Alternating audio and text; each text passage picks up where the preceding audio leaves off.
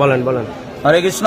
সমস্ত চট্টগ্রামবাসী এবং দেশবাসী, আপনারা দেখেন আজকে চারুচন্দ্র প্রভুর নেতৃত্বে ঢাকার বিমলা প্রসাদ সহ যুগ ধর্ম সহ এরপরে চিন্ময় গদাধর ওরা সবাই মিলে আজকে দলবল নিয়ে এসে আজকে আমাদের দিব্যনিময় প্রভুরকে ওরা গোপনে মিটিং করে আজকে আমাকে মারার জন্য ওখানে ডেকে আনছে এবং এইভাবে অপমান করে আজকে আমাকে মারছে, আমার সাত সব ছিঁড়ে দিয়েছে।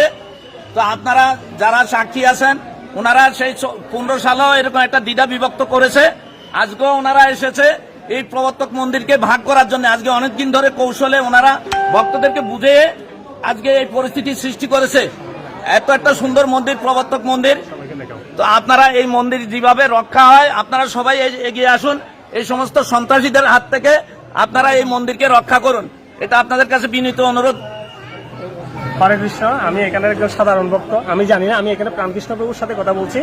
তো ওনার সাথে কথা বলার সময় দেখলাম অফিসের সামনে গন্ডগোল হচ্ছে। অফিসের সামনে কেন গন্ডগোল হচ্ছে আমি জানি না। হঠাৎ করে আমি প্রভু আমার পাশে ছিল, তো প্রভুকে সহ আমি এখানে দূরে আসছি।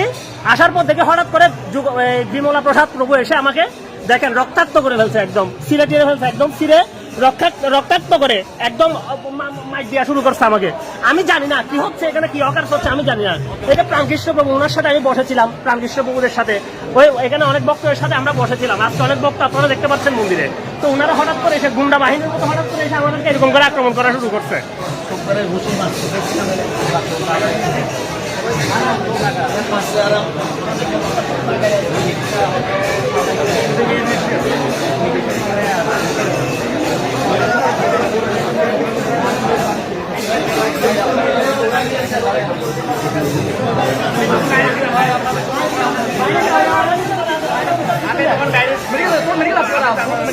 আমি তো আসতে চাইছিলাম না, আমি জানি যে মিটিং করে